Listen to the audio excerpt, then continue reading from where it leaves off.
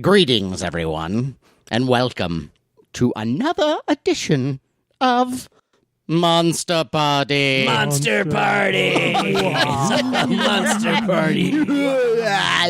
I'm ready to have a monster and good time. We're going to have one. We are. I am Matt Weinhold. I am Shawn Sheridan. I'm Larry Stroth. And I'm James Gonis. And I'm the very special guest star, Bobby Slayton. How come we don't Whoa! Bobby Slayton! We thought we were alone. How come you know, Where did you come in? I would think by now you guys would have an opening theme song. You don't have a theme We do have a theme song. There's a thing called post-production. Yeah, we normally we used to bring in a band. It would have put me in the mood if you would have played it. But, okay. All right. So, Matt, we have okay, you happy now? Yeah, it's good. we have a very special show We do have a special show. with a very special topic. Great topic. Kind of the granddaddy of topics in a way. Yeah. Great granddaddy. Yes. The topic is Frankenstein. Frankenstein. You remember Frankenstein, right? Everything Frankenstein. Anything Frankenstein. Frankenstein's monster, Dr. Frankenstein. Frankenstein's bride, his cousin. Muppet Frankenstein, whatever you want to call it. Dracula meets Frankenstein. Dracula Abbott meets and Costello. Abbott and Costello. Frankenstein, masks and toys. Frankenstein was Everything his pants. You knew a monster was pretty much washed up when they met Abbott and Costello. When They were on their way out. No, Yeah. no, Bobby, he wasn't washed up. What do you mean he was washed up? No. Frankenstein? Frankenstein was that phase of his career. Wait. He had to reinvent himself after that. Oh, are you talking about like The Universal. Come on. That was the tail end of the Universal films. Yeah, name the Frankenstein movie after the Abbott Costello one that relaunched. It wasn't Universal. I was at Curse. I know. Curse of Frankenstein. Hammer? Yeah, exactly. Christopher Hammer. Lee. Yeah, Curse right. of But that had to be another studio years later. Yeah, They it had was to like 8 years reinvent later. the whole thing, Now, of course, we're talking about 1948 for Abbott and Costello meet Frankenstein. which is arguably one of the greatest horror comedies of all time. Wait, it's my favorite movie of all time. And Dana Carvey, our friend Dana Carvey, it's the greatest movie of all time. Really? Yes. Is that because it was a perfect blend. It really was. When you're a kid, every kid, I mean, I grew up with Abbott and Costello, and then you see the Universal monsters playing it straight. You know, if there was one weak part, and there's a minor one, it's just too bad Karloff wasn't playing the monster. Right. It would have been the perfect movie. Yeah, But yeah. That's true. But the good news is Bela Lugosi wasn't playing the monster. So Yeah. You know what bugs me about that is I'm so thrilled. I was thrilled that in Abbott and Costello meet Frankenstein, you do have Bela Lugosi as Dracula. And you have Lon Chaney Jr. as the Wolfman, and that Both was kicking ass in those roles. Yeah, they do. And looking back, I wish nothing against Glenn Strange. He does he's great. House of Frankenstein. Yeah, he's fine. That's right. But I wish it would have been great if Karloff could have done that. It would have been cool to have all three guys. But can you really have Karloff in the way that he played the Frankenstein monster? No. Sensitive and thoughtful. No, but by that and time- then all of a sudden, now he's with Abbott and Costello. Right. Well, Yeah. since Ghost of Frankenstein, the Frankenstein's monster had become pretty much a one-note lumbering brute. Right. Now, after the Son of Frankenstein, okay, you had the trilogy. Yeah. Karloff. Okay, you have, of course, Frankenstein, Bride, yes, Son. 1931, Now, and then A Bride of Frankenstein. Then was the Ghost of Frankenstein before House of Frankenstein? I didn't really Yes. do my research. Ghost Yes. of Frankenstein was Chaney. Chaney played him? Yeah, it was Correct. It was Chaney, and then you also had that's where you also had Bela Lugosi as Igor. Is Igor. Right. Which is one of his best roles in the Universal Yes. films, I think. Yeah. You could argue Next that- to Dracula. Well, you could argue that Igor is an even better role than Dracula because he had more to do with it. He Yeah. brought humor into it. He did. invented Yeah, it. he's great. Yeah. That is one of probably his greatest role. Now yeah, I don't know if of you all guys time. remember, but when we had Bobby on last time, we talked about Universal Bobby Monster. Slayton, the Yes, Pitbull of Comedy. Bobby, exactly. Right. Last time we had Bobby, we did talk about, we mentioned this film, and Sean brought up something about it would have been cool for them to do the story of Igor because his story. I mean, when he kind of tells a story about he was hung. And he didn't quite die. Right, yeah, And it's like, well, this guy could have been some murderous guy or something and committed lots of crimes, did lots of creepy stuff. I or whatever, and then, wrote an origin story. It's slash fiction. did you really? Yeah. No, that would be ridiculous. Come on. Why do you do that? Because I got to keep you on your toes, Yeah, man. No. If you go back to Igor's, wouldn't you agree, Bobby? If you had an Igor origin story, wouldn't that make a great movie? But Igor wasn't really, he didn't do anything. He didn't eat anybody, didn't kill anybody, didn't breathe fire, he wasn't back from the dead. No, Bobby. No, he was back from the dead, Bobby. He hung him, Bobby. I would argue. What do you think? He's hanging there, he's swinging? If he could breathe fire, it kind of would have ruined it a little bit. Well, I don't know, something cooler. But I liked I wanted to see Igor in more of the Universal films because he was in Ghost of Frankenstein. Yeah. Son of Frankenstein. Then he returned in Ghost, and he actually, if you remember, his brain was transplanted into the Frankenstein monster at the end of Ghost of Frankenstein. Right. Yeah. And they kind of dropped that whole aspect of the monster by the next film. Although they did film some scenes of Bela Lugosi's Frankenstein in Frankenstein versus the Wolfman where he was speaking. And they cut it out because it didn't work. Because it was Bela Lugosi. No, studio screen. I am the Frankenstein monster. It elicited laughter. So, right. Oh, is that what happened? Yeah. But think about So they should have done a sitcom then. Yeah, but from that point on, no. But from that point on, really, it was Igor's brain in the monster that whole time from the rest of the series. You're right. Now when did Lugosi? It's Frankenstein versus the Wolfman. That's when Lugosi played the monster, right? Correct. Yes. And I think that's when the monster started getting that everybody, when you're a kid and you walk that lumbering with your arms stretched out like a cartoon character. Yeah. And Lugosi, we did that movie Ed Wood. I did a lot of research, and in the movie supposedly Karloff and Lugosi hated each other.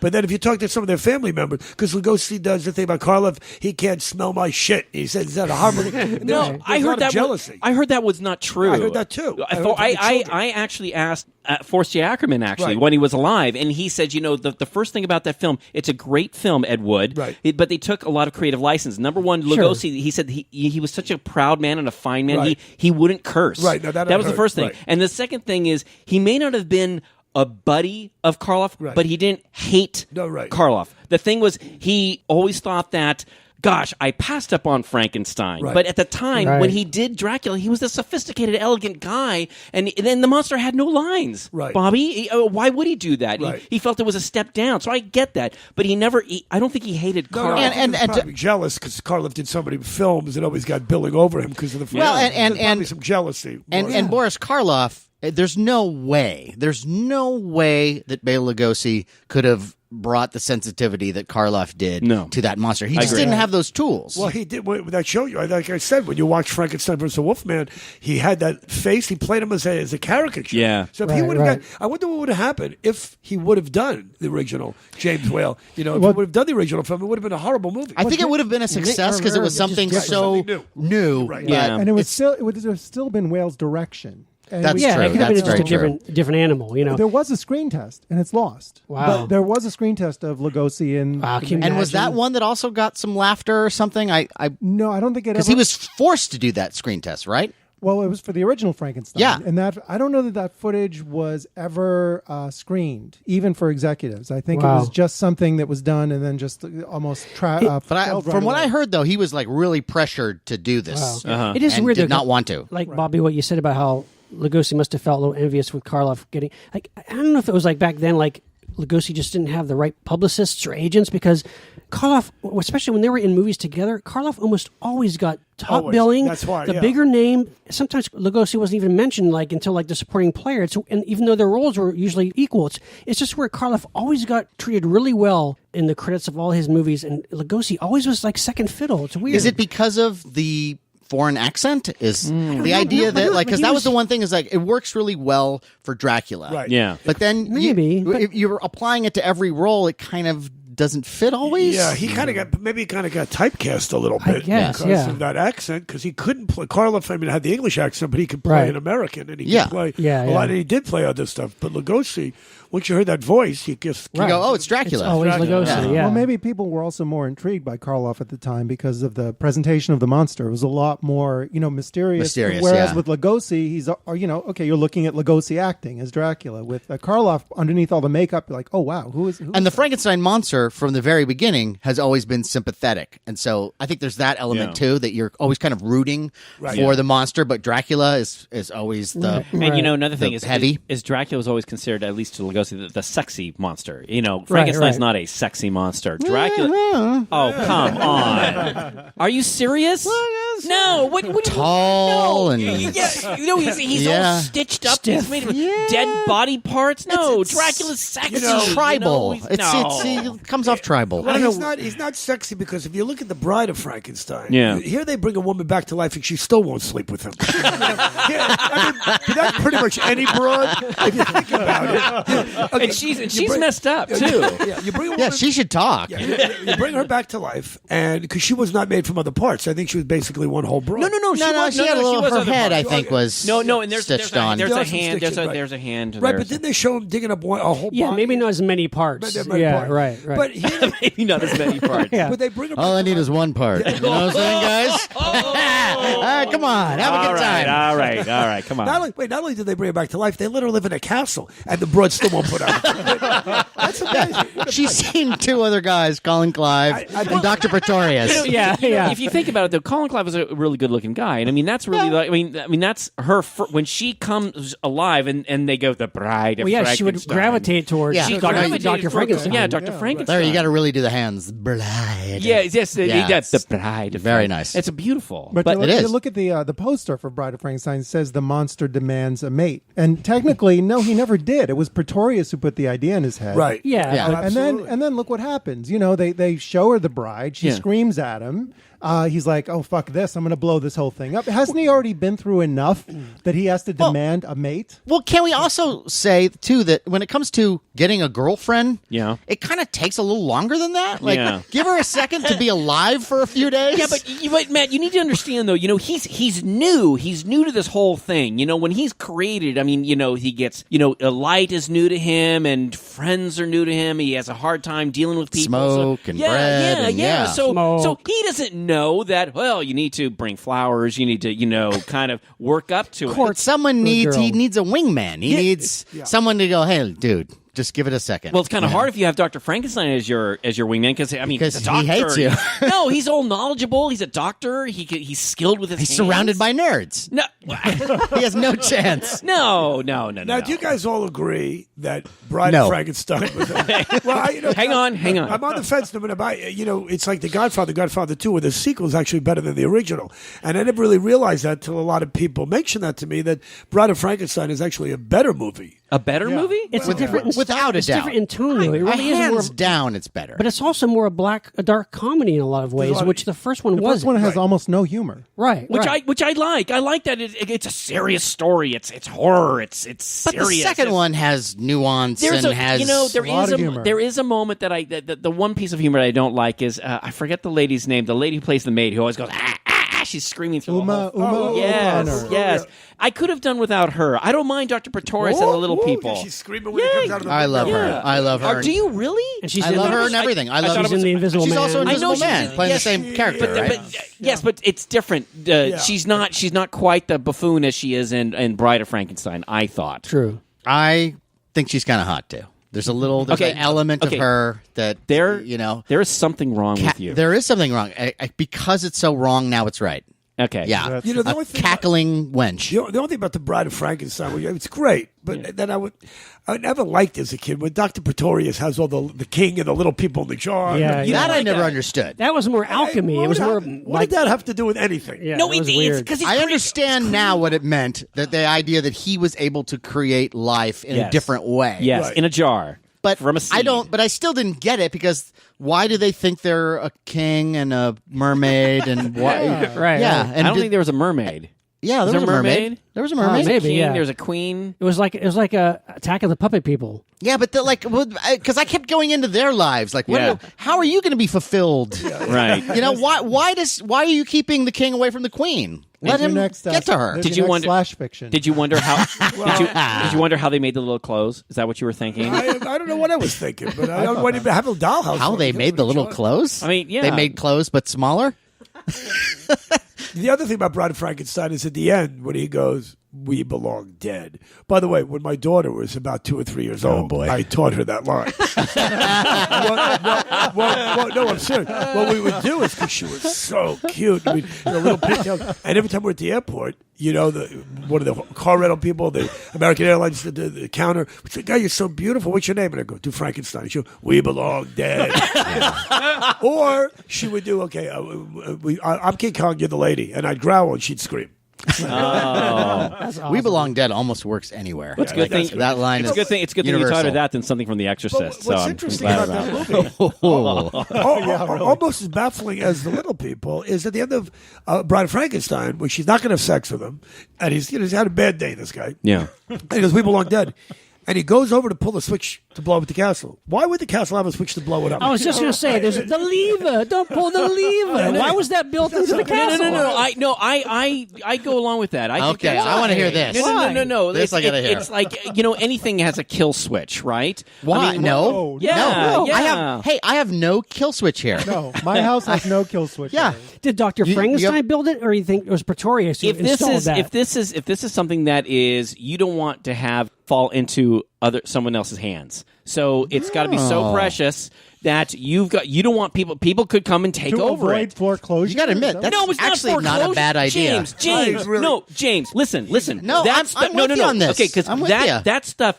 It's like I have all this information of how to bring back the dead. You want everyone to have that power? You want everyone to read that book? No way, man. I'm going to have a kill switch to blow up all my shit. Larry. To make sure and no myself. one... Larry. Yes, I'd rather... Hey, let me go back. There is another film. There's another great film, Godzilla. If we remember, the creator of the Oxygen Destroyer chose to kill himself along with the Oxygen Destroyer because he didn't want to have it fall in enemies' hands. That's my point. The topic is Frankenstein. Oh, my God. I can't believe I think the doctor was way too busy to install dynamite under his castle, and I don't know that. I mean, I like your idea, he Larry. Could throw the I book. do. Throw the book in the fireplace. Okay. Can I say no? I want to say what dynamite. He threw dynamite under there. He has minions to do that. He has little Igor. He had little Fritz. Minions? He had people to do that for him. Fritz, he would do. I was watching Bride of Frankenstein go ahead, cut me last off. week. Okay, look. Just remember we have a guest. I think we've exhausted the dynamite idea, but I did want to bring one thing up. They replaced Mae Clark with Valerie Hobson. And I can sort of understand that, even though she was blonde, now she's brunette. But for the assistant, yeah, it's Dwight Fry again, which is cool. I understand James Whale probably loved him. Yeah. But it's the same dude. No, he doesn't have a hump. Oh, yeah, okay. he was Fritz. No, in classic Frankenstein, Fritz was a little hunchback. Okay, and he had the funny little walk and a little scar stuff. His new assistant, also played by Dwight Fry, he's an actor for God's sakes, and he does a great job. Completely different. He's a chameleon. Really? Maybe it was Fritz's brother who's in medical school. Aha! Or maybe Dr. Frankenstein experimented on him and got rid of his hump. No, because he got hung. Don't you remember the first film? Well, you brought him back to life. Where have you been? Back, exactly. Bobby, can I ask you to change the subject? Well, okay, let's go to No, can I just say one thing about Frankenstein vs. the Wolfman? I just want to say one thing. Well, we have another 45 minutes to kill. It's good. What was really cool? No. What was really cool is I saw some pictures of these, and if you think about it, Frankenstein vs. the Wolfman, this is like the battle that you always wanted to see. As a kid, I can imagine, oh my God, I'd love to see this. And I saw pictures of when the movie came out.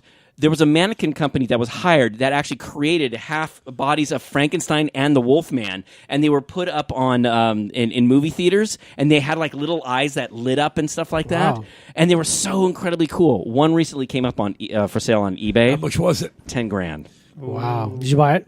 Did you buy two? No, Sean. I did sitting not. with a certain pinball machine. Anyway, I just thought that was so cool. I love that promotional thing. How they had that. Well, now getting back to Frankenstein. Or Frankenstein's monster. I think I was probably in my late teens before I realized he wasn't Frankenstein. Right. He was Right. Frankenstein. Yeah, He was never Frankenstein. Unless you were Right, Sean right. at age 5 and you always knew it was the Frankenstein's monster. You know what? Here's I got to what's say, interesting. Out of the three of them, the three original films, the son of Frankenstein, again, Igor, he's great. And it had a lot of good stuff. But you notice how Karloff's makeup, maybe because he's older, the makeup is quite different than the first two movies. How so? How so? It's smoother, right? He's got a little mole and a beauty mark or something. He's put on some weight. He's put on some weight, but he's been frozen. Life had been good for him. How can he put it? Now, why is he also wearing a big fleece sweater?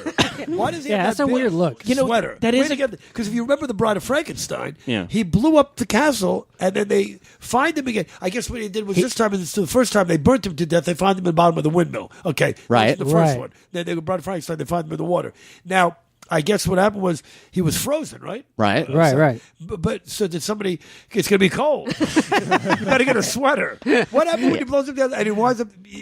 I don't know why they do stuff. Yeah, you know what? Frankenstein's monster needs to look more like a beatnik. Let's give him a fur vest. What? That's a beatnik look? Yeah, the vest. Yeah. I actually didn't mind the vest, Bobby. I really didn't. Igor probably gave it to him. Because Igor, That's possible. That he'd be defrosted and have some new clothes. I just found that to be. Well, that's been my whole thing about ghosts. Is that ghosts? You always see like they're always wearing a suit or whatever, Right, and where do they right. get the ghost clothes? Right. Is there an afterlife? Macy's? There's no. I don't think so. Yeah, well, that's if we sit there talking about monsters, we'll realize how stupid we really all are. Right. Talking about Maybe we should give this whole thing up. Not at all. Not at all. No, I realize now that there's everything I've enjoyed has been a lie. There's a lot that we can learn from these monsters. on a totally different subject, we're right back to Frankenstein. God bless you. Because I some people, Frankenstein and of course King Kong, which is a movie that has nothing to do with today's discussion. But No. even when I look back at the old King Kong, even with all today's special effects and all the which I can't stand, the computer animation and all the digital. I mean, the new Jurassic Park's supposed to be great and it's wonderful stuff, but it's not. There's still something. It's not. No. But the dinosaurs look cool, right? The dinosaurs look great. Okay, here's totally off the subject, but they're still on monsters. What's amazing about King Kong and every sequel and every remake and from all the way up to the newest one, if you were on Skull Island, wouldn't you bring back a dinosaur and not a fucking monkey? I mean, the monkey's cool. Yeah. But if somebody said, hey, listen, Yeah, I think Matt, so. I'm on Skull Island. No. I got my guy. No. I can bring back a T-Rex. We're going to put a show downtown at the Plantation. Should bring a T-Rex, a brontosaurus, or a monkey. The fuck did I say monkey? No, okay, Yeah, okay. No, it's no, no, really no, no, big. No, no, no. I don't care. We have monkeys. Hey. Of course, there wouldn't be a story. The girl wouldn't be fall in love with the T-Rex. No, it wouldn't. But you see, I think we did touch upon this on our Universal Monster show. But I do want to say, Bobby, I would disagree with you because at that time, back in the 30s, the big thing was, if you had a lot of money, you were a big game guy, you're going to go out and you're going to go to Africa and you're going to kill a gorilla, because the gorillas did have a weird kind of. But a gorilla's the closest thing to man. Okay, it's the closest thing. Sean? It's the closest thing to man-like. I don't know what he's talking about, but it's like He likes gorillas. Don't judge him. They're romantic. the Tyrannosaurus Rex, the Brontosaurus, Triceratops, whatever it is, it's like a lizard. It's a lizard. Yeah, it's a bigger lizard, but it's not as cool as the ape. The ape is huge. It can think. It can run. It's got these hands with thumbs. I know how they work apes. I've seen them before. but Bobby, I'm just saying that I think that the ape. They can see you. Like bananas. They walk. They have legs. No, Bobby. But there's an intelligent level. Come on, guys. Now, listen. They do have an intelligence. Now, bear with Okay. me. Bear with me here. Now, when I grew up as a kid, I was taught that dinosaurs had a brain as small as a pea. That's correct. what you were told. So We dinosaurs, learned that from King Kong versus Godzilla. Okay. Right. Yes. But and then the gorilla is a thinking animal, right? That's right. And it was with Jurassic Park that, or where they were saying, these dinosaurs actually were much smarter than we realized. So actually, I think the lizards, or I'd say the dinosaurs, Bobby, at that time, you're thinking they're just dumb lizards, like a cow, walking along, Giant cow. Giant That's cow. never been done. But if you think about it, I think the ape, King Kong, he could think. Okay, he could think. So, on a personal level, if I called you up and said, "Listen, I got an extra ticket for the," it was either the giant monkey we're going to go see or the T-Rex. You'd rather see the giant monkey. No, see, the truth of the matter is, I would go to either one with you. That's what I would do. It didn't matter He to me. wants to spend time with you. That's just all that matters. Not about the monkey and the lizard. Quality time. Not about okay, fine. Yeah. All right. He's getting out of the house. Don't you guys think in Frankenstein meets the Wolfman? Don't you think that the battle could have been a little longer, a little bit more? And Sure. it always bugged me that I think that Bela Lugosi, they cast him as Frankenstein really for the name. You know what I Sure. mean? Wouldn't it have been greater if I would have loved to have that battle be a little bit more bigger? And Well, that was the also- big thing that you were waiting for. It also should have been called Frankenstein versus the Wolfman, because when he says meets, it's like, hey, how you doing? It just meets. That's always a problem. That was another one the where meeting. the castle blew up, right? Yeah. There was another switch? Something happened. But how many castles do they have? No. This was they blew up the dam, James. Don't you? If you that's remember, right. That's right. They blew up the dam. And it's a really cool scene too when they blow up the dam and the water comes. And it's like the last shot. It's like the Wolfman's about to jump on Frankenstein, and then the water comes down. And it's cool. It's like still to the very end, the bitter end. They're still fighting. You really don't know who wins, like in King Kong versus Godzilla. But separate film. Frankenstein meets the Wolfman. That is a movie that is really well shot. That is a beautiful looking movie. It's kind of like quintessential 40s. There's Universal. some great tracking shots, beautiful sets, music, especially for the time. Yes, really for the time. Yeah. And again, I don't think I've seen the movie since I was a kid. I have all the Blu-ray Universal movies. I probably should not say this on the show, but I will. First of all, my wife doesn't really. She's not going to listen to the show. Matt lives with Lily Munster, so she'll be so flattered by that. She really will. She'll love that. No, I know, but she doesn't. She likes this stuff. Yes, she does. My wife, she came over here and thought it was really cool. But believe me, if I had 2 or 3 of these things, she would. I keep some of my stuff in my office. I have my big creature collection. Right. As long as we kept it to the office. My wife has let a few little things slip out. Like I have a couple of beautiful gremlins from the Warner Brothers stores that were. They're in the living room, and she's let me put a few little monster things here and there. Cool. But for the most part, I got to keep it. By the way, have you ever shown pictures of your home on the? Yeah. You show people? Oh yeah, sure. Okay. Well, I was just telling you, Tom Savini, everything that you have in your house, you have a lot of stuff. This would probably be his kitchen. Really? It's 4 floors. Right. Wow. Tom Savini. Well, he's got the real deal. He's got real stuff. well, Tom Savini, famous from makeup, movies, Dawn of the Dead, and Friday the 13th. A lot of special effects. And, Till Dusk Till Dawn. Did a lot of special effects. And but a lot of his stuff, though, is models. Like you have a lot of those models upstairs. He has a wall of those. He has a lot of stuff that he used to buy at Sharper Image. Robbie the Robot. Remember they did those. Does he have one of those? Huh? Does he have one of those from Sharper Image? My wife has promised me one of those, by the way. Really? The full-size Robbie the Robot? Yeah, but you're going to get a Fred Barton one. You're not going to want to go for Sharper Image. No. Those are far inferior. I'm getting the Fred Barton They're one. inferior to the Fred Barton one. Yeah. But it's amazing. His whole house is every model. But a lot of stuff I go up and I go, that's really cool. Where do you get that? He goes, I just got that $30 at the Halloween store. So he had everything from stuff that he made, monster heads, and he just great stuff to things that were given to him, to gremlins, but it's just every inch of the house. And is he nice? He's a great guy. Matter of fact, we should go to Pittsburgh. Let's go. Let's go right now. Go now. Go do a show at his house. It's a house he grew up in, and he added more rooms to it so he could put more monster stuff in. Cool. Beautiful screening room. I'll show you after we do this. I'll show you some of the pictures of the video. Yeah, but he's a big Frankenstein fan too, isn't he? Everything Universal. I mean, that's really where it all started. I mean, I know there was a movie before that, Caligari. Sure. Well, no, the Edison Frankenstein. Which, by the way, I've never seen the pictures of it. I know I've seen there's 1910. There's about 3 minutes of it but that still exists, right? No, it's more like 6. It's 6. Is that right? 1906, yeah. But it's true that the Universal Frankenstein, everybody associates Frankenstein's monster with that square head look that Jack Pierce created. I mean, to this day. Still. Jack Pierce, and they really cast that guy really treated him like shit. Yeah. Well, that's they never thought of that makeup stuff as being important, Bobby. I mean, it was like it was like a side note. I'm sure they figured, kind of like with writers, anybody can do this, right? Yeah. It's that old story about Jack Warner, which I don't know if it's true, but when they had that incredible animation department, with Fritz Freleng and all that, Chuck Jones, genius. And I think Chuck used to tell this story, and he said, that Jack Warner. He goes, all I know about animation is we do Mickey Mouse, which I find hard to believe. I find it hard to believe. That's hilarious. Yeah. That had to be a joke. Yeah. But he didn't really care about, some of the important stuff like that. Sure. But, when the Hammer movies came out, I was just going to say, they the Hammer had to really game change the makeup because, the monsters were also the Universal. They also had to legally change it, right? Right. Yeah. In the beginning. In the beginning, yeah. Finally, when they got to Evil of Frankenstein, they were allowed to use the makeup, and that's kind of one of the shittier ones anyway. But in 57, the Curse of Frankenstein, isn't that the one? It's Christopher Lee. And it's Christopher Lee. But he's got Christopher Lee. What? It's the one. He's got the white face with the scar right. He's got the scar. He's got milky eye, cataract eyes. Matt, I actually thought that was really creepy. And it was color, and it was actually horrifying. And I say that they should not.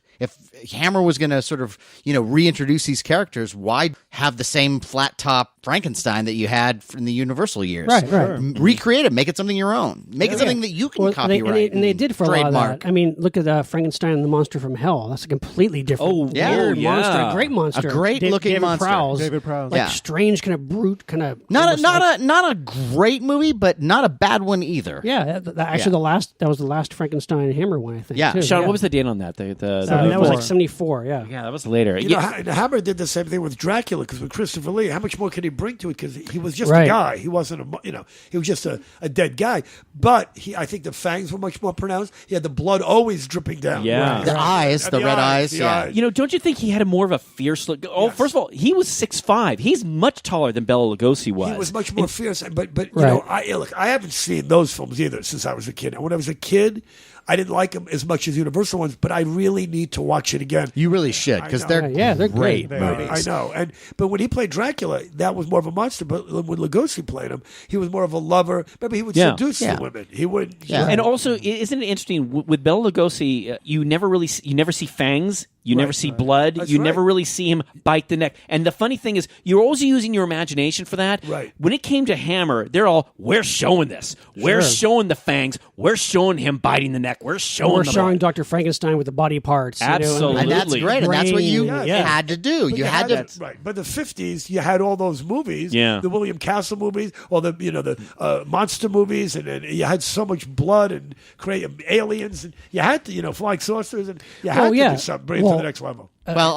Speaking of that in between time, you got movies like one of my favorite Frankenstein movies, and a very iconic looking Frankenstein monster is I Was a Teenage Frankenstein. See, you like that? Oh. You like that? love that that's movie. a fun movie. That was that movie. That was like the teenage audience. Right? Is that Whit Bissell, who was in every movie. I Creature from the think. Black Lagoon. He's a descendant of the original Dr. Frankenstein. It wasn't Michael Gough. Who was the? No. Who was the guy that actually turned him into a monster? Well, Whit Bissell is Dr. Frankenstein. And Gary Conway is the guy from Land of the Giants. It's like teenagers, like body parts from teenagers, and he grafts them all together. And the one thing that they don't have right yet is the head. Yeah, right. Which is a mangled mess. And that face is so great. I love that makeup. See, look, I'm gonna go out on a limb here, Matt. I could not get past the face. I did not think. Yeah, I really. It's like your classic Halloween mask. But Sean, that's what it is. It looks like a Halloween mask, buddy. It doesn't look like it's real. When you want Frankenstein, you want to see the real. That was 1957, though. But well, look at 1931 when Frankenstein came out, buddy. You didn't think that the little forehead looked good? Yeah, clown. No, and then no. Budget exploitation. No, and then James, that's you don't think they could have done a little better than that? No, wait a minute. You have to judge. I think you have to judge every film for the eyes of the time and for what the amount of budget that they have and the type of movie that you're making. Matt, I understand that. I get it. I think they could have done a better job on the head. It's great. It is. I love that head. Well, I think I'm glad you do. Terrific. It's one of those iconic heads, like Curse of the Werewolf, and Oliver Reed. Probably my favorite. Probably aside from the Wolfman, my second favorite Wolfman. Yeah, I would agree with that. Yeah. But Bobby, I did want to go back. I don't know if you feel the same way. Another one of my classic Frankenstein films is from 1944. That's The House of Frankenstein. But that was with J. Carroll Nash. But what I love about it is the first big monster mash with all the monster and the characters. thing that I'm confused about is Karloff's in there. Karloff's the scientist. Right. He's got some great lines. Evil, bad guy. No. And then you have Karloff. You have Chaney in there. He plays the Wolfman. You've got John Carradine playing Dracula. And it always bugged me. This is 44. Why couldn't they get Lugosi to play Dracula at that time? It always bugged me about that. Now you guys can answer this for me. Was it sort of known that he was a junkie at this point? See, that might have been the case. I don't know. That was kind of early on still, though. The other thing, Matt, is, and I'm curious. I wish someone knows the story. But if you remember in that movie, the Dracula part, it's small. It is a small part. It's not in there for very long. It's like, if you think about it, you've got the Wolfman, you got the Frankenstein. I forgot he was even in there. Yes, he was in there. It's almost a prologue. Yeah, John Carradine. Yes, it is. It's almost like a separate movie. Carradine, right. He plays the Dracula, and then remember J. Carroll Nash is the little hunchback, and then he rescues the gypsy girl and Elena Verdugo, and then she doesn't like his hump. She likes, Lon Chaney Jr. What is it with women and humps? I really never figured that out. What is it with doctors who create Frankenstein monsters that have to have assistants with humps? Well, it's because nobody else will work with him, James. Also, I think, so correct me if I'm wrong here, this is the first time we see Glenn Strange as Frankenstein. Because that's 1944, House of Frankenstein. Yeah. Is there a humpback like temp agency that they go to? I'm just saying that's one of my favorites because it has all. You have Frankenstein, Dracula, Wolfman, and a hunchback, and evil Dr. Frankenstein, or not Dr. Frankenstein, a doctor, right, and then a gypsy. There were a lot of monsters. If they would have had Kathy Griffin in there, I think. That would have been a great movie. I take you guys aren't friends. No, you're friends. That would have been because she'd been rebuilt a lot of times. All right. By the way, before I forget, let me ask you guys' opinion on this, and how much of this do you think? And I think it was a combination. Nobody had seen outside of the Phantom of the Opera. I mean, the Frankenstein makeup was pretty groundbreaking. Yeah. Very groundbreaking. Yeah. I mean, it's been copied for years. And if you remember the opening scene from when they see him coming out, turning around slowly. Remember, they show that close-up of his face. It's 3 and shots, silence. I think. Yeah, you see that silence. That Coming through the door, right? Yeah, comes through the Yeah, door. he kind of walks backwards. backwards. He's walking backwards. And he turns around because now you can see the monster's makeup. And it was astounding. Okay, now, they made it seem, and I wonder how much of this was the studio, saying people were fainting and people were passing out. Right. And nobody, because they did the whole beginning. What you're about to see, Right, everything's slow. Right. Yeah. which Larry Bud Melman did on the first Letterman show, remember? He did that whole Frankenstein opening. That's right. And one of my favorite bands, Electric Frankenstein, does in a preamble to one of my favorite albums of theirs, How to Make a Monster. How to Make a Monster was a good movie. It is. Yeah, That was kind of a sequel to Teenage Frankenstein, Teenage Werewolf. Yeah. And a clever twist on it. Yes, and the funny thing about it is that mask was seen as a mask. Yeah, no, that's okay, right. it wasn't seen as like a real Right, head. it was Now that like you a, mentioned it, they had. Okay. Well, I'm just pointing the that creature out. from the Black Lagoon, by the way. No, that's a great movie, and that's It a great is. costume and a great mask. But it's clearly not real. Oh, it looks so real. He not? breathes, Matt. He breathes. See, you're just you're mad because I just said that the Teenage Frankenstein mask wasn't that great. Okay, It's a matter of moving taste. on. It's a matter of taste. I'm moving on. Yeah. By the way, I know we brought this up the last time I was on the show because we were talking the creature because I had that creature collection. I think that's what we were talking about last time. We did. Last We did- time we did the whole mentioned Universal everything, I yeah. was drooling as my. What I still don't understand, and I know we discussed this last time, just to get off the subject for a second, it never made any sense to me when the Ben Chapman mask and the Rico Browning mask were totally different for both the underwater shots and for the land shots. And then when they did Revenge of the Creature, he had a total. Well, that's really that again. one's really different. I think. Why? I don't know. I don't know. Well, we need to say that for our creature show because I definitely. We're going to do a creature show, and Larry wants to save all his info. Listen, I definitely want to talk about that on another show, but I do want to bring up. There was a Frankenstein movie that I was a bit disappointed, but I had a lot of expectations for, and that was from '71, Dracula versus Frankenstein. Do you guys remember that one? Al Adamson. Yeah. You know No, that this one? was a color. And if you remember, I saw this on Creature Feature, and one of the big things about it was Lon Chaney Jr. was in it. I'm like, oh my god, this is gonna be so great. He never says a freaking line in the movie. All he does is he pats a puppy. You remember that?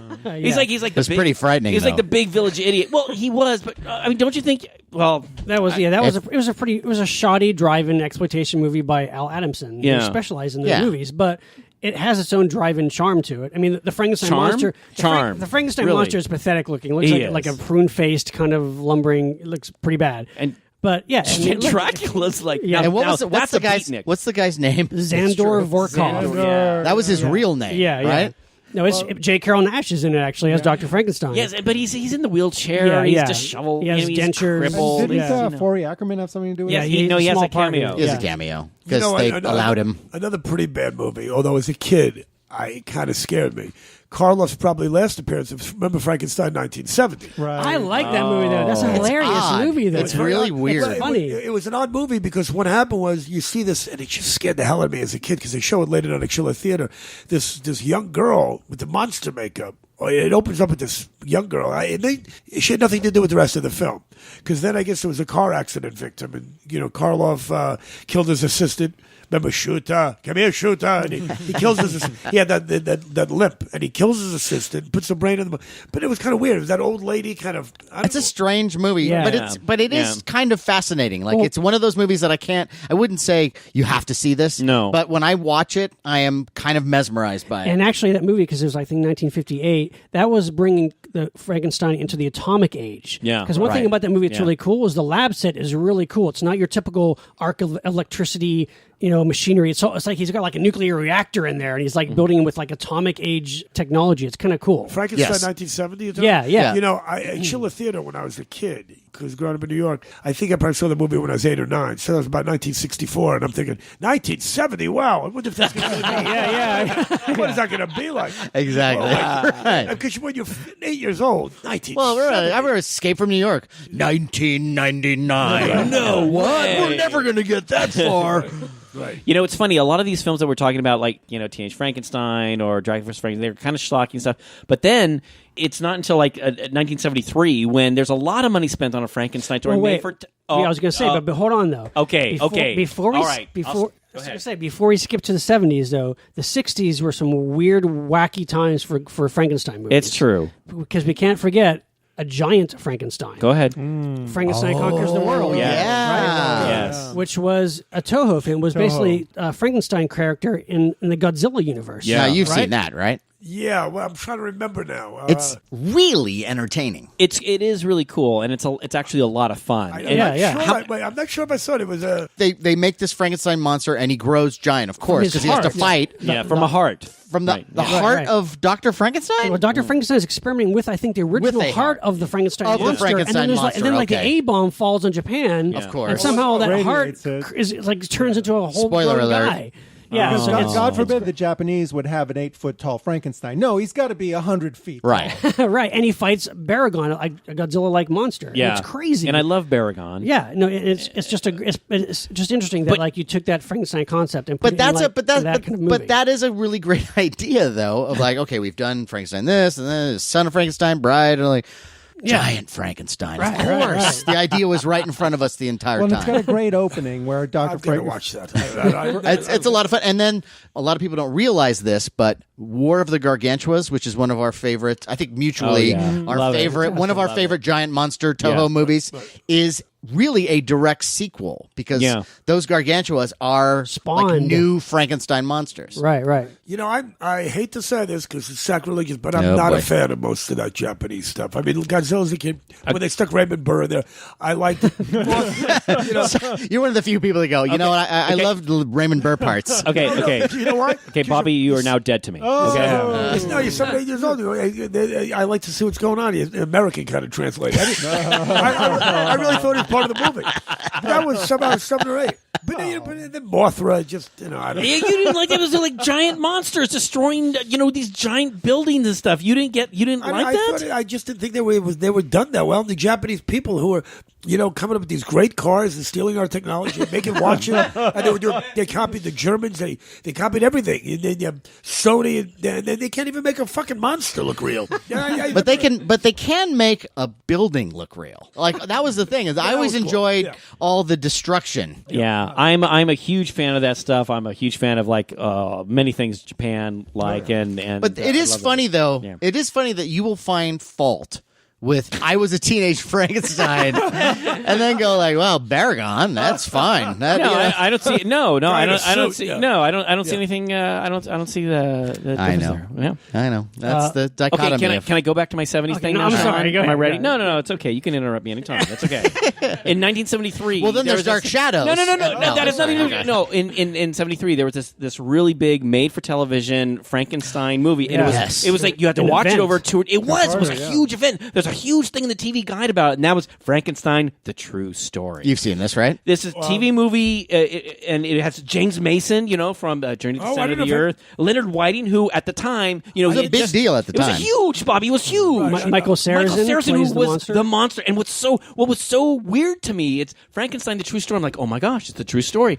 And when the monster is created, he's a good-looking dude. Yeah, it's a cool idea where like he's kind of this pure Adam. He calls him. He's this beautiful, handsome, young-looking guy, and slowly But the problem is that the challenge is keeping him that way, and he starts to kind of deteriorate. And Leonard Leonard Whiting. Happening to me. Leonard Whiting, I wasn't going to say Leonard it, Whiting, but- who played Romeo in Franco Zeffirelli's Romeo and Juliet. Right. I mean, he had just come off that, which was like late '60s. He was huge. Well, that movie had James Mason, it Yeah. had Agnes Moorehead, And Ralph James- Richardson, James Seymour. David McCallum. Yes, David. And you know what's funny is Jane Seymour. She's really hot, but she's really kind of evil. Jane in it. Seymour is the bride. Oh my God! It's She's just the bride of Frankenstein. There's this Bobby. There's this really creepy scene, and she's all gorgeous. She has to keep this little necklace around her neck to 'Cause she kind has of the hide stitches, scar. yeah. But there's, I don't know, Sean, do you remember this? There's this really creepy scene, and she's on this bed, and she's petting this little cat, and she's singing this little song, That's and she right. starts singing, and then slowly she starts to grab the cat's neck and starts to strangle it. Do you remember that? And the cat scratches her, and she gets a scratch, and then Well, because she was kind of created by James Mason mostly, and he was more the evil version. and she was messed up. Yeah. No, she was very messed up. That's a great. If you haven't seen that, I would. or haven't seen it in a long time, that's would one that you should check out again. What's it called? The True Story? Frankenstein, the True Story, and I recommend that to our and listeners. you can now get, I think, on DVD the uncut version, or yeah. Beautiful DVD of the really whole, good. whole And movie. one of the things that's great about it now, it's not when they say the True Story. By no means is it the book. No, not the Mary Shelley's. right. But 18. But there are a lot of things that they kind of do go back to, and it seems like it took a really long time for anyone to ever really tackle a true adaptation of the book. Right. Which, Well, the truest one would be the Kenneth Branagh one, right? Unfortunately, yes. it always bugs me about Robert that De Niro. Oh, I was just going to say that. De Niro. Yeah. But I wasn't crazy about that. No, No, not at all. It has some. There's some cool visual scenes in it. But a lot of it's so over the top. And It it's is. so ham-fisted. It's Yeah. like they just. I agree. There's some sequences of it that are impressive, but as a whole, no. I would say the closest right now show that is capturing the essence of the book and the idea of that Frankenstein is this creature that was never asked to be created, and then his creator kind of throws him away. Yeah. Is Penny Dreadful, the show Penny Dreadful. Oh. They really follow this Frankenstein character and make him very sympathetic. He's intelligent, he can speak, and there's a great scene in Penny Dreadful where he's making his monster. And you think it might be the first monster, and it's this normal-looking guy, and he's taking him around town and showing him stuff, and then all of a sudden, the guy's body just tears in half, and you realize it's the original Frankenstein monster behind him, tearing his new creation apart. Are you serious? Yeah, and he goes like, "Yeah, you forgot about me. You're Whoa. treating this guy great. It's time to treat me right." And then he gets into the whole thing about making him a bride and all that. Spoiler. You know, how about we forgot about it? I don't want to forget about it. Mad Monster Party. I was just going to say, Probably the 60s. closest to the book. no. Well, you had Karloff playing Frankenstein's monster. Yeah. You know, it's Frankenstein's it's- Dr. Frankenstein. Frankenstein. Yeah. It's neat. Dr. It's Frankenstein, cute. Karloff, yeah. I can't really say it's my favorite little, animated thing. It's neat to see some of these monsters, but parts of it are a little slow and It's charming. but- I mean, it's Rankin Bass. It's a feature length Rankin Bass. There's a really weird scene in that where the nerdy guy, what's his name? Felix. Felix slaps Oh yeah, Francesca? Francesca. Yeah. and because she's acting weird, and he slaps her, and then that makes her love him. Yeah, she gets turned That's on a by really it. weird Sean, what's the message date on for that? a child. That was 1967. 67. The funny thing is because when I saw that, I didn't see it till later, and I was motivated. I remember thinking, I didn't think this film was very good, so I decided to make my own little animated monster. You thought you could make it better. I did. Wow. I did. Well, talk about taking Frankenstein different directions, because you also had the classic Frankenstein meets the space monster, which is an all-out sci-fi movie where it's Ever seen that one, Bobby? Frankenstein is an android. Yeah. He's an Frankenstein android. meets the space monster. He's an android I've named heard of it, Frank. never saw it. Yeah. Never saw it. Yeah, and he gets I messed thought I was up. an expert till I got here. I know nothing. Yeah. You're basically a village idiot, aren't you? You don't know nothing about Frankenstein. You really missed out on that movie. Yeah. But Sean, what was that again? But yeah, you have that one. You also have, we can't forget Blackenstein. All right. I mean, come Well, on. Blackula. Yeah. Now, what's the- what was- Blaxploitation They used to meets call me that in Frankenstein. school. what was the date on that one? Blackenstein was 1972. That's what I thought it was. You had 72. Lady Frankenstein, Yeah. sleazy European Frankenstein, the daughter of Frankenstein. Frankenstein builds her own monster. Yeah. Let's not forget Andy Warhol's Frankenstein. Flesh for Frankenstein. Yeah. Right. Yeah. You know what's really amazing is here's a story that was written by this woman back in 1818. 19 years old. And her. Where's that girl now? Well, it's like her and a group of friends. I mean, they're out of the summer. Out in the summer, they're all spending time together, like kind of out by Austria or something. And it's like it's rainy, and they all decide to, hey, let's go and try and write the scariest ghost story. And she comes back with this, and here's this story that has lasted the test of time. And here we're still trying to do all these different versions of it. Yeah. And isn't there a Ken Russell movie that's Gothic? Yeah. Oh, yeah, right. That kind of depicts that. About that strange night movie. Where, very strange. Not one of my favorites, but it's interesting that he chose that material to make a movie about. Sean, it's kind of funny too when the Frankenstein stuff started to be repeated on television. Right. Back in the 50s, that's like Bobby's time. And when the 70s came around, like back then? What's funny is there were a lot of Frankenstein toys that came out at that time. One of my favorite ones I got, and it was like 73. It was the little rubber. Did you remember this one? You guys remember this one? Okay, we can't. This is people really, listening can't see that. But that one. Yeah. I like that It's one. a little. It's called the Little Frankenstein Rubber Jiggler, and he's kind of like a black rubber, and he's painted green on his face and his hands, and blue feet. And this is and he comes with a little elastic band here, kind of like have him jump up and down. They came out with a creature mummy, and you guys remember that, a Wolfman? Sure. Yeah. And I remember I had an opportunity to get like a whole set of them with the box. Like an idiot, I only bought one set of the monsters, and I should have bought the box at the time. I know, but your whole life is kind of no. I love this guy so much, and then I got the other one. The AHI Frankenstein. This guy, he's like a little action figure with the little green hands. You had this one? Yeah. Where's it now?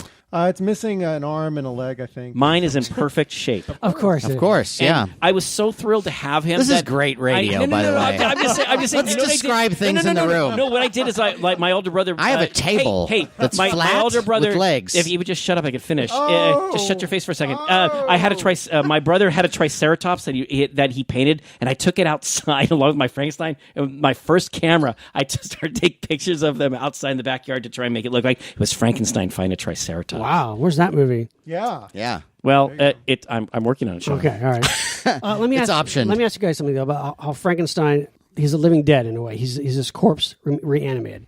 Because you look at the definition of a zombie. The original definition of a zombie is really a dead body reanimated through voodoo or black magic, right?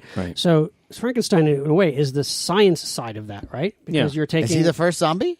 Well, I don't know. No, we're a scientific. That's Jesus. But I'm sorry. Yeah. You know what I mean, though? Let's not bring religion into this, okay? Come on. It's different body parts, so it's not one person you bring back. That's true. It's like a pattern, a mosaic. You're not bringing back life. You're creating life. Yeah. So, and now I know what it feels like to be God, which I can't believe they cut that out of the original. I fought for it. Yeah. Wait. What do you? No, you're right. You're right. In the Bobby original... was a guest on the Playboy show Foursome Walk of Shame, which I was the executive producer. Oh. And he did a nice little Frankenstein riff in one of the sections and tried to get it on, but hey, they cut it out. Yeah. Why? Because of God? Well, because it didn't. They didn't. It's funny. They'll keep that line in a 1931 movie, but they won't do it in on Playboy of all places. They had to put it back in the movie. Yeah. Right. It was originally taken out in the movie, right? No, I didn't know that. It was. Yes. Was it for TV? Oh no! It was taken out by the Colin Clive. Yeah, that was taken out of the original. He says, "Now I know what." Catholic Legion of Decency that took out that line. So the line was right. The light when the creature comes to life, and he says it's Dr. alive. Frankenstein says it's alive. It's alive. Now it I says know it's like 7 times. And now I know what it feels like to be God. Right, and the shot where he throws the little girl into the water. Of course, right. And you know what's funny? And that was both the Catholic Decency League. Okay, correct. Okay, I thought that particular shot wasn't seen by the audiences in 31. I was under the impression that it was the executives who thought it was too shocking. Right. And they took it out. So are you telling me that's not the case? That was always in there in the 1931 version? No, it wasn't. They took it out. That's what I thought. They thought it was too... I think it got initial release, and the Catholic Legion of Decency complained, and then it got cut out of print. Because that really made the scene. It shows you... the theme of the whole movie, really. Because if without that being in there, you think he's just killing the girl. You don't know why he killed her. Right. And that whole thing made him sympathetic. He's trying to play. Yes. He's trying to play. Yeah, he doesn't get it. He thinks she's like a flower. I'm going to toss her in there. Yeah. You know something else about that, though? When Fritz takes the abnormal brain and brings it back to the doctor, right? Yeah. Doesn't he see the label? on the jar. Abby Normal. Okay. Which brings us to another. Yes. Okay, bring it up. I don't think he saw it. You know what? He dropped it. And He then, did. You know, it's dark. It was dark, and there was lightning. That's why he dropped it. No, but remember the weird reason why he dropped it, though, which is never really explained. There's a gong, the sound. Right. Dun, and what was church, that? It could have been a church bell. Yes, like at midnight. It was just weird. It was like he drops at it. midnight. Well, That's what happened, Sean. he When it's brings midnight, their chimes go off. There's back then there was the thing called, there was a guy, the midnight gonger, and he would come out and he would bang his gong to signify midnight. Are you saying that wouldn't actually happen back then? No, it makes total sense. It's I'm just trying to explain it. Yeah. Okay. So there you go, Sean. So do you think if it wasn't the abnormal brain put into it, if it was the normal brain, do you think the Frankenstein monster would have been like, "Hey, how you doing? I'm feeling great." Yeah. Like, You know what what? would have happened?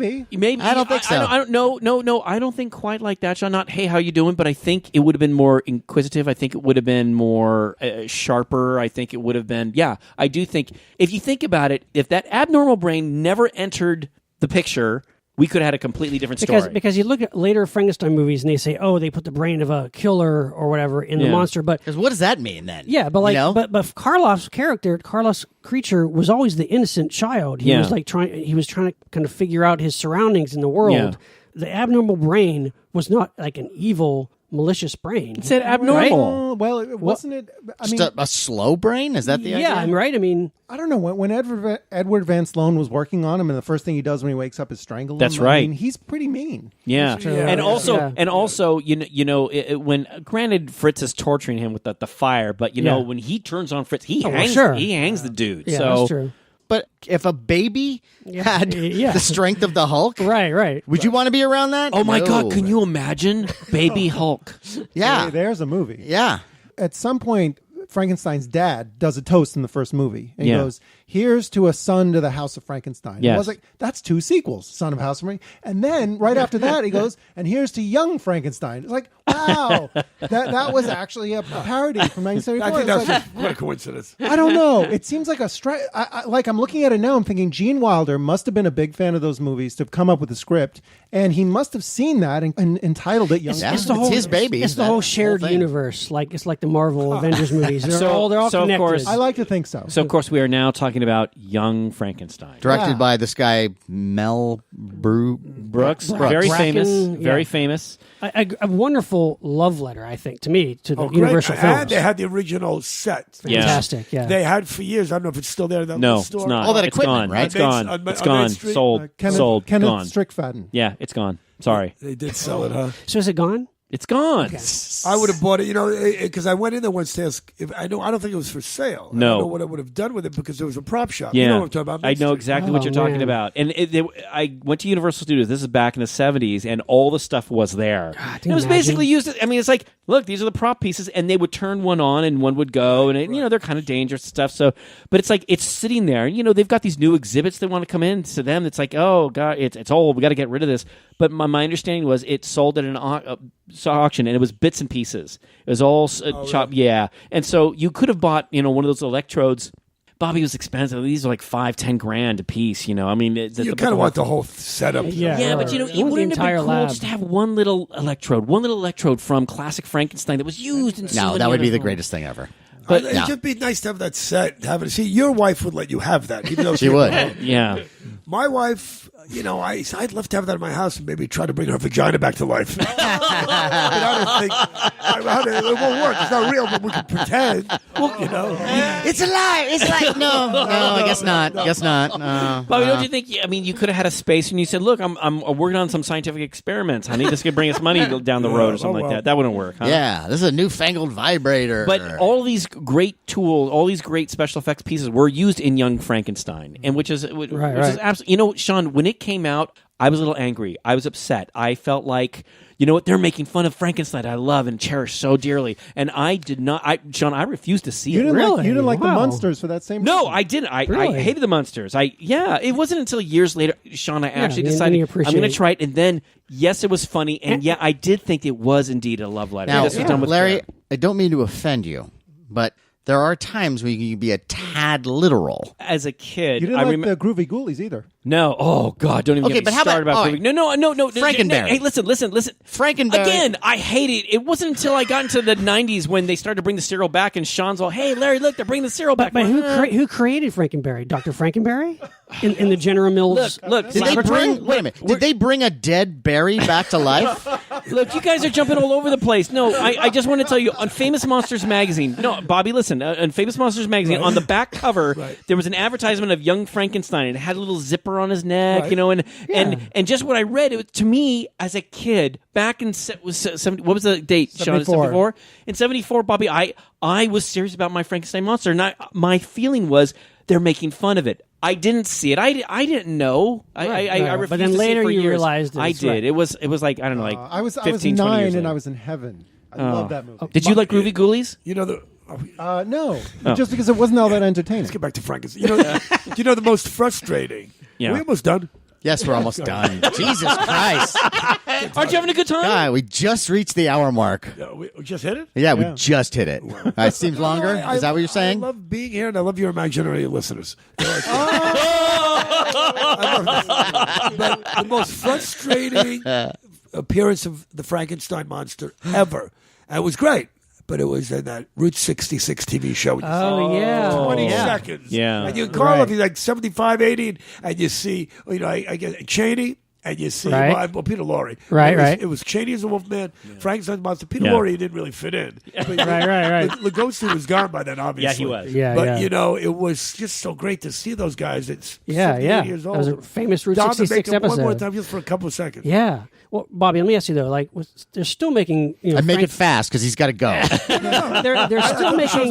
They're still making Frankenstein movies. But where do you think the character or the concept of the Frankenstein story is going? Like, what else can we do with it? Because it's been done in so many different ways. I think the greatest one is what's coming up on TV now, where the monster's calling himself Caitlin.